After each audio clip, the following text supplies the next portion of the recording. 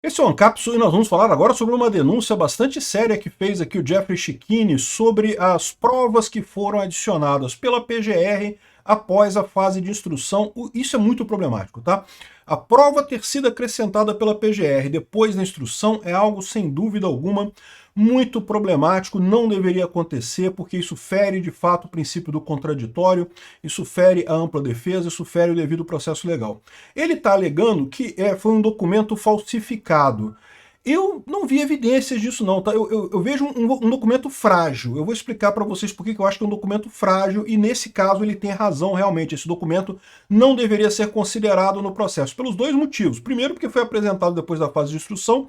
Segundo, porque é sim um documento frágil, é um documento escrito à mão, de forma atabalhoada, de forma de qualquer jeito, então não tem nenhuma sistemática para ser considerado como evidência real. E é uma evidência muito importante, porque é de fato a única evidência que tem contra o Felipe Martins.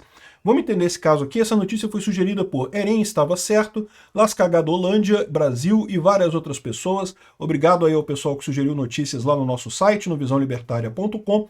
E obrigado a você que está assistindo o nosso vídeo. Se você gosta do nosso conteúdo, por favor, deixe o seu like e se inscreva aqui no canal, né? Então, realmente uma notícia absurda, né? O Felipe Martins, o advogado Felipe Martins, o Jeffrey Schickini, está colocando que a PGR usou um documento falso nas acusações finais, nas alegações finais. Então, o primeiro problema é isso, esse documento ter sido juntado após a instrução. E isso realmente não pode. Aliás, o Alexandre de Moraes reconheceu um erro desse tipo no núcleo, no quarto núcleo que está sendo julgado agora, e de fato parece que vai considerar isso no processo. No caso do Felipe Martins, se realmente esse documento foi entregue após o prazo correto, foi juntado depois, isso não faz sentido, essa prova não poderia ser usada, né? Mas para a acusação, essa prova é muito importante, eu já expliquei por quê. A lei da delação premiada fala que ela não pode ser a única base para a condenação de alguém. Você tem que ter provas adicionais que condenem aquela pessoa. E o problema é que a PGR, a única prova que a PGR tem contra o Felipe Martins de fato, é a alegação do Mauro Cid de que ele estaria nessa reunião. O Mauro Cid é delação premiada, então só a delação do premiado do Mauro Cid não pode ser usada como prova.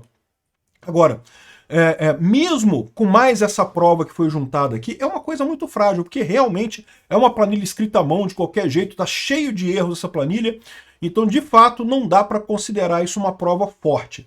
Com relação a ser falsificada, aí eu não sei, eu não me convenci. Mas vamos ver o que a gente tem de evidência aqui, né? Aqui, ó, essa aqui é a planilha. A planilha, em determinado ponto, ela tem aqui, ó, deixa eu tirar minha cabeça daqui para vocês verem. Tem aqui, essa planilha, ela é justamente dos... aqui, ó. Presidência da República, Gabinete de Segurança Institucional, GSI, que é quem cuida da segurança do Palácio da Alvorada, Secretaria de Coordenação e coisa tal, entrada de autoridades, assessores, familiares e administração no dia 7 e para o dia 8 de dezembro de 2022. Então essa daqui seria a planilha que teria a informação das pessoas que entraram lá no dia 7 para o dia 8, né? Aí a primeira coisa já é estranha, porque é do dia 7 para o dia 8, né? Ou seja, eu imagino que seja um dia, 24 horas contando aqui do dia 7 para o dia 8. E se você for mais aqui embaixo, tem aqui, ó, Felipe Martins, entrando às 8h34, mas sem o horário de saída. Quem assinou essa entrada do Felipe Martins foi um rapaz chamado Winston. Eu imagino que seja o guardinha lá, o soldadinho que fica ali na cabine, né, registrando a entrada das pessoas ali. E ele colocou aqui, ó, Felipe Martins. Então já tem um erro aqui no nome do Felipe. Tem outro erro aqui no fato de que não tem o horário de saída, então alguma coisa foi errada aqui, né?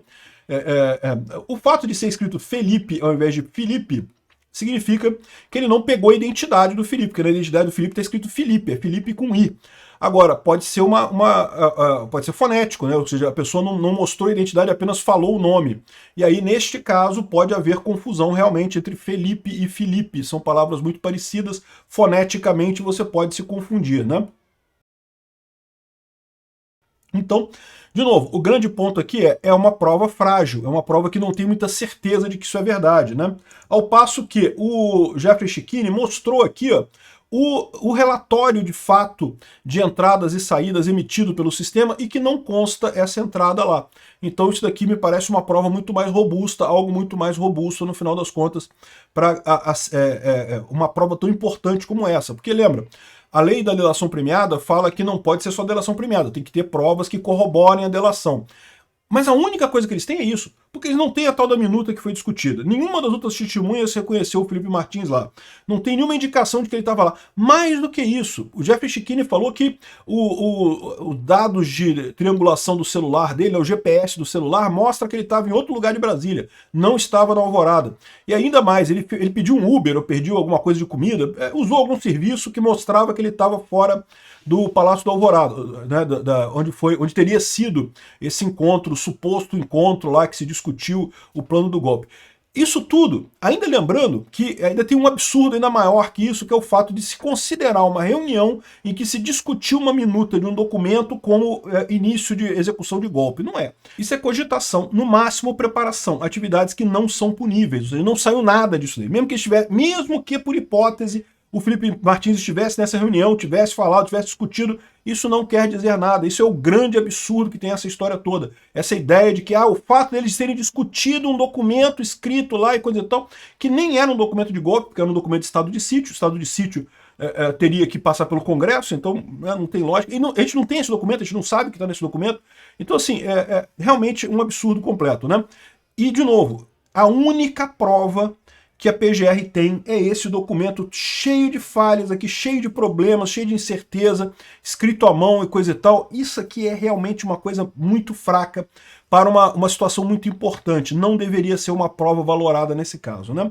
Agora, o Jeffrey Schickini fala que a evidência de falsificação do documento é essa daqui, olha só. Esse documento tem um campo de assinatura, né, que a pessoa responsável pela cabine, lá pela segurança do dia, ela tem que assinar aqui, né? Então aqui está o segundo sargento Gomes Neto, né? Que seria o responsável por isso daqui. E aí você repara que ele mostrou que os vários documentos colocados lá no processo, cada hora aparece uma assinatura diferente. Olha só, cada hora tem uma assinatura diferente do Gomes Neto, né?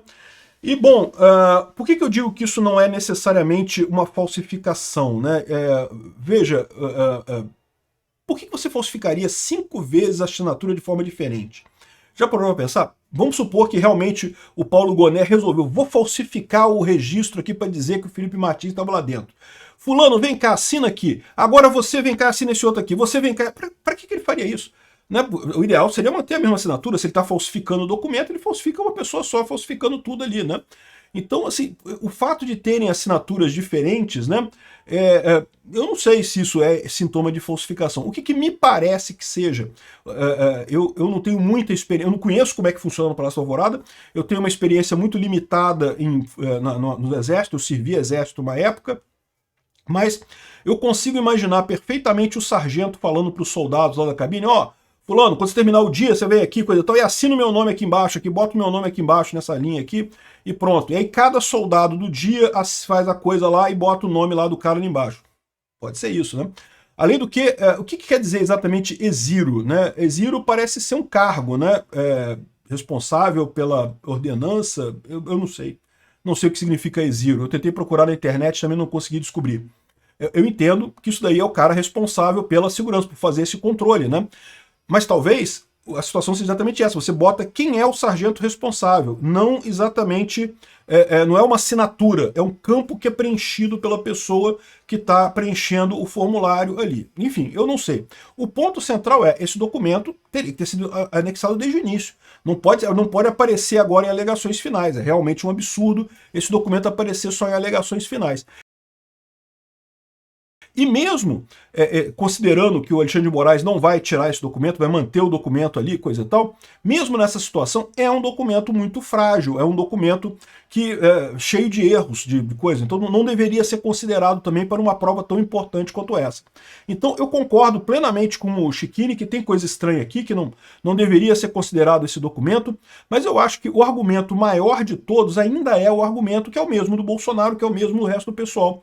Gente, mesmo que tenha havido essa reunião, que tenha sido discutido esse negócio, não saiu disso. Não teve execução de golpe nenhuma. Ninguém tentou, de fato, executar nada. Tá da cara. Golpe de verdade, você vê lá com o cara do Peru, lá, o Pedro Castilho, que foi na televisão e falou, não, porque não sei o que é lá, que eu tá dissolvido o Congresso, não sei o que é lá, e aí depois as Forças Armadas ficaram contra ele, ele caiu, tá na cadeia lá até hoje. O cara da Coreia do Sul, mesma coisa. Foi na televisão, falou, não, está dissolvido o Congresso, as Forças Armadas vão tomar conta, e não sei o que lá, não sei o que lá, vou botar um sensor em cada jornal, e as Forças Armadas não gostaram, prenderam o cara tá preso lá. Isso é uma tentativa de golpe, efetivamente, né? A pessoa tentar fazer o golpe. E isso não aconteceu. Bolsonaro não aconteceu. Ah, mas discutiu, pensou. A cogitação não se leva a sério nessa coisa, não é crime. Consta que a Dilma também, quando estava perto do impeachment dela, chamou os chefes das Forças Armadas para perguntar o que podia fazer, não sei o que lá e coisa e tal. E teve a reunião e conversaram, e alguns outros não podia fazer nada. E beleza, é isso aí. Foi mais ou menos o que aconteceu com o Bolsonaro também. Chamou o pessoal, discutiu, imaginou o que pode ser, o que pode ser, o que pode ser. Não pode fazer nada. Então pronto, acabou. Então, chamar isso de golpe é um absurdo. Eu acho que esse é o ponto principal nessa história, né? E lógico, essa prova ter sido colocada depois da instrução é um absurdo. Tem que se considerar as várias evidências contrárias de que o Felipe Martins não estava nessa reunião. E se o Felipe Martins não estava nessa reunião, então não tem nada contra ele, absolutamente nada. O cara está sendo mantido preso de uma forma absurda, né, de uma forma totalmente arbitrária, sem sentido nesse processo como um todo, né? Então, ele ainda mostra aqui ó, que tem uma outra assinatura do cara, né, num processo externo dele aí. Mas, de novo, se for isso que eu falei, que né, ele mandava o guardinha do dia lá, o soldado que está na cabine preencher o nome dele lá, aí explica, né? Porque não é a assinatura dele, né? Não é ele que está assinando ali, ele mandou o guardinha. Ah, isso pode invalidar o documento? Isso pode invalidar o documento, tá? Porque eu não sei, de novo, eu não tenho expectativa, eu não sei como é que funciona esses documentos lá da segurança do Palácio da Alvorada. Pode ser que o sargento devesse, por dever de ofício, assinar esse documento. Se ele não assinou, se ele terceirizou isso para o soldado, pode ser que esse documento seja inválido. Isso é verdade. Isso procede. Porque é um documento que está fora do padrão, né? Mas, enfim, eu não conheço o suficiente para poder dizer uma coisa ou outra no final das contas. O fato é que está mais do que claro que esse processo todo está sendo feito com um objetivo já definido. Eles já querem condenar todo mundo.